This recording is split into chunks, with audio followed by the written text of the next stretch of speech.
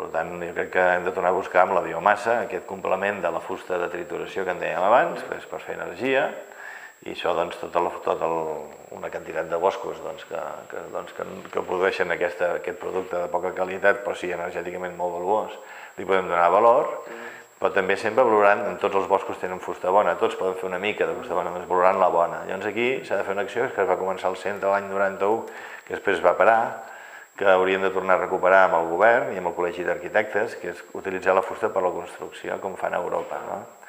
Hi ha uns productes que ara a Europa estan de moda i que està avançant molt la innovació, tot el tema de recerca aplicada amb el sector de la fusta, que és el contralaminat, aquestes extensions de bigues, d'estructures, de petites làmines de fusta prensades i encolades, contralaminat.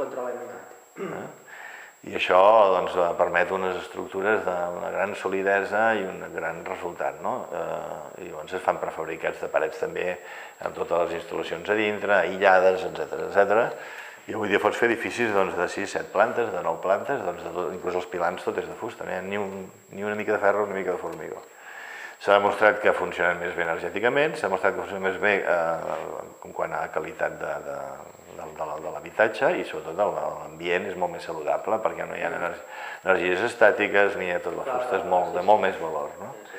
Doncs aquesta seria una gran manera. A Àustria hi ha grans quantitats de producte aquest, amb empreses molt importants que es dediquen a fer això i arquitectes que ho utilitzen, enginyers que ho utilitzen, doncs hem d'intentar que els col·legis d'arquitectes, d'enginyers d'aquí, facin això, que el govern ho potenciï i que els industrials ho construeixin empreses per fer això.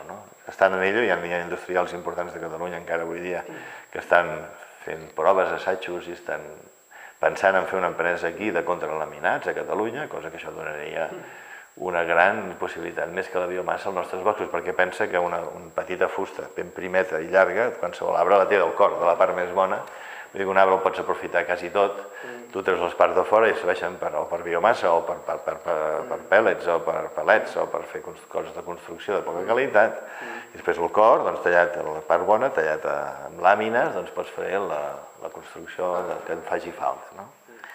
L'efecte més agressiu contra la conservació de la natura, tot el que va contra el patrimoni natural, és l'ús social. I això els ecòlegs ho diuen, no els ecologistes, els ecòlegs ho diuen. Les activitats tradicionals, moltes d'elles són positives, formen part de l'entorn. La silvicultura forma part del bosc, perquè portem cents d'anys convivint amb més o menys dintre del bosc, però hem treballat l'agricultura, l'artigatge, les pastures, tot això obre el bosc i dona biodiversitat, dona altres possibilitats a la fauna perquè estiguin allà espècies que no hi serien si no hi hagués allò. Per tant, el pagès també i el ramader també ajuda. Nosaltres hem d'aconseguir que això es valori i que de l'altra manera l'ús social se li doni una regulació, perquè l'agressivitat que comporta això és molt perillós. La marxa per la dignitat és això. Sí. És aquest concepte. Escolta, nosaltres som aquí, som poquets ja, no en queden gaires, el mig país està desertitzat, no hi ha ningú, està desert. Per tant, un toc d'atenció. Respectem-nos, nosaltres ho respectarem i fem un pacte. I un pacte es fa amb una llei, en un país democràtic. I hem de fer aquesta llei, però l'hem de fer nosaltres. Jo reclamava, l'altre dia, que la llei l'hem de fer, aquesta llei l'hem de fer la gent del territori, no la gent del Parlament.